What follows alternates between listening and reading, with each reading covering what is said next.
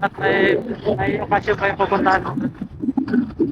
Ay, hindi ko gusto lang po makipagkita ng kaibigan. Although, lagi naman po talaga ako pupunta doon kasi tambay po ako sa bilyaran doon. Ah, may Ako. bilyaran. Ako, Lagi. tumatambay po sa bilyaran. Daanan mo lang eh. Pwede na malapit ka na eh. Ako po. Diretso ka na lang. Saglit na lang po biyahe ko, mga less than 30 minutes kapag nakasakay ako. Oo, diretso na yun. Papunta ka na, Essential Lazar. Hmm.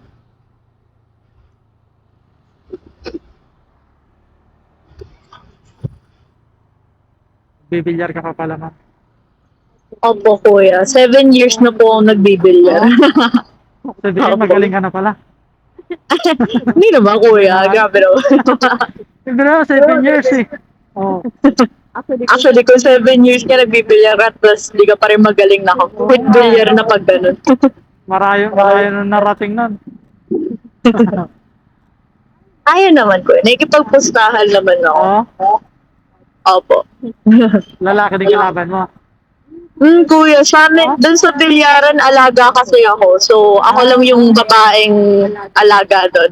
Puro lalaki yung mga tropa ko na nandun. Oo, galing pa. Kasi nasara ako sa kanila nung una, kuya. Oo.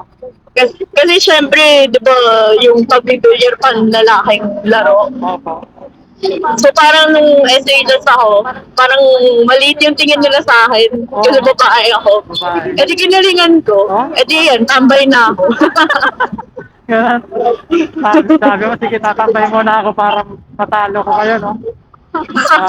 Sabi ko pag ako gumaling, tignan nyo. Ako rin makakasama nyo tumambay doon. Oo. Pwede yung pupuntahan mo ngayon, nakikipagpustahan ka dyan. Oo, kuya. Para magkapera. Siyempre, sayang naman. Pero kapag, pag feeling ko alanganin ako, di ako lumalaban ng malaki. Ah, Tinatansya ko rin. Pero if yung mga tropa-tropa ko lang, okay lang. Kasi alam ko na yung laro nila eh. Sa tagal pa naman namin magkakasama. Pero pag mga dayo, tinatansya ko muna. Kahit mababa lang, ganun. 500 lang muna, ganun. oo, laki na rin Tapos yun, kapag, 500. pag kaya ko, ayun, pwede nang taasan yung posta. Makikiramdam ka muna sa isang seat, no? Oo, may kiramdam muna ako sa laro niya. Makikiramdaman ako. Kasi mararamdaman mo na yun pag hawak ng tapo, pag ano niya. Ano yung mga nagbibilyar. Siyempre, mahirap na ako eh. Oo, Mabaon pa tayo sa pagbibilyar eh. ayan.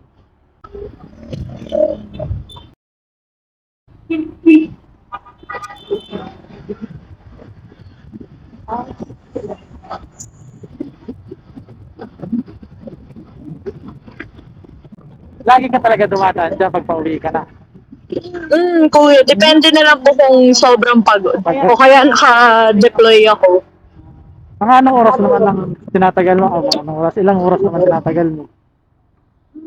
Dati nung nag-aaral pa ako, kuya, simula pagkatapos ng klase ko hanggang magsara. Oh? Ngayon naman pag, ngayon naman pag tumatambay ako dyan after work, hanggang 10. Ganun. Minsan, since alaga kami, pwede kami tumambay hanggang mga 11, 12, Oo. ganun.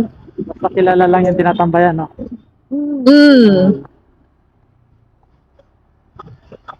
Parents ko rin naman alam nila na doon ako tumatambay. Kaya kapag hinanap nila ako, doon nila ako pinupuntahan. Galing.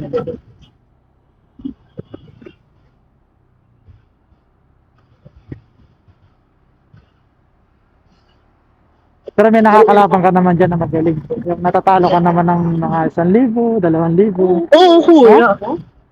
Meron akong tropa dyan, sobrang galing niya, grabe. Kahit alam ko yung tira niya, pag lumabas talaga yung sobrang galing niyang laro, ay no, natatalo ko sa kanya. Dati natalo ko sa kanya 1-5 eh. Oh? Oo. Ibig sabihin, magaling ka na nga talaga. Kasi 1,500, nakikipagtalo ka doon sa... Nasakit na yun, 1-5. Oo. Pero sabi nila, pag sa nagsusugal, hindi ba raw masakit yan? Depende kung high stakes yung kung malaki ka talaga pumusta. Kasi kung malaki ka pumusta, malaki rin yung panalo mo. Nakakatuwa nga dyan tumambay kasi mas, yung iba, yung mga meron, mas malaki pa yung posta kaysa naglalaro eh. Yung, Yung mga per game. yung addict talaga sa bilyar.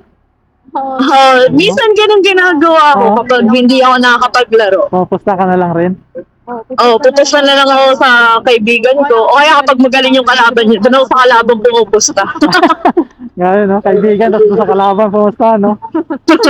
Basta hindi nyo naman malalaman eh. Oo.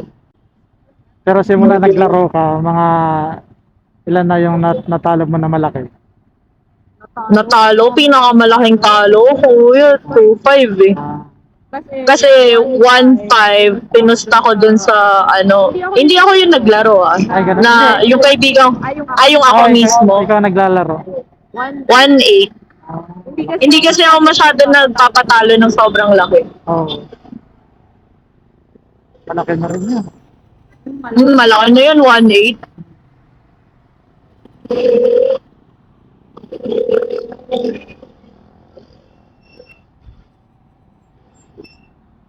Baka.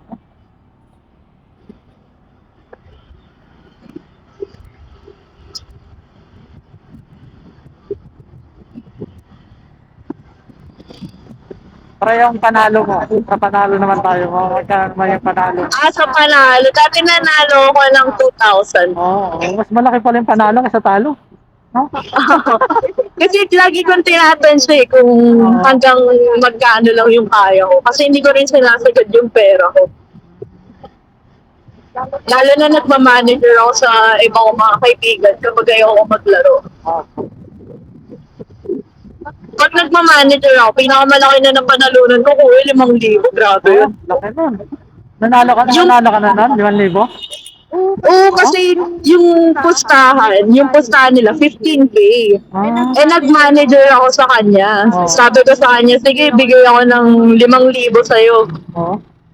So, pag nanalo siya, balik niya sa akin yung 5,000 ko.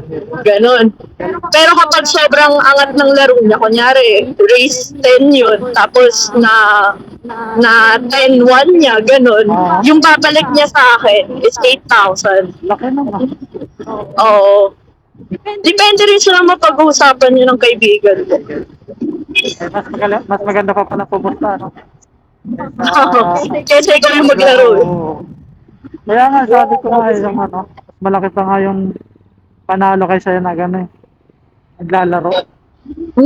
Tsaka yung kaba kasi nandun sa naglalaro. Lalo na pag yung alam nila yung tao talaga na naglalaro na lagi nakikita nila araw-araw.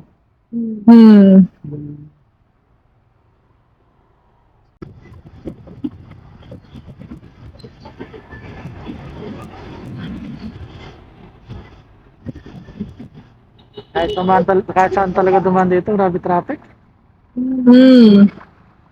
Lalo na sakto rin yung uwian ko, rush hour na eh. Tapos anong oras ang pasok mo yan? 8:00 po. Lalong traffic pa rin. Pag umaga. Sakto talaga yung oras ng pasok ko pati oras ng uwi ko. Pang traffic na. Ganda lang yung oras mo pag holiday. Walang traffic. Masaya kapag yung kakatapos lang ng Christmas. Grabe. Ay, oo, wala talaga sasakyan. Sobrang bilis ng biyahe ko kung yun nakukuha ng 30 minutes. Kasi wala Caloocan. Caloocan hanggang office. 30 minutes lang. Bilis lang pag itsa. Walang traffic. Bilis.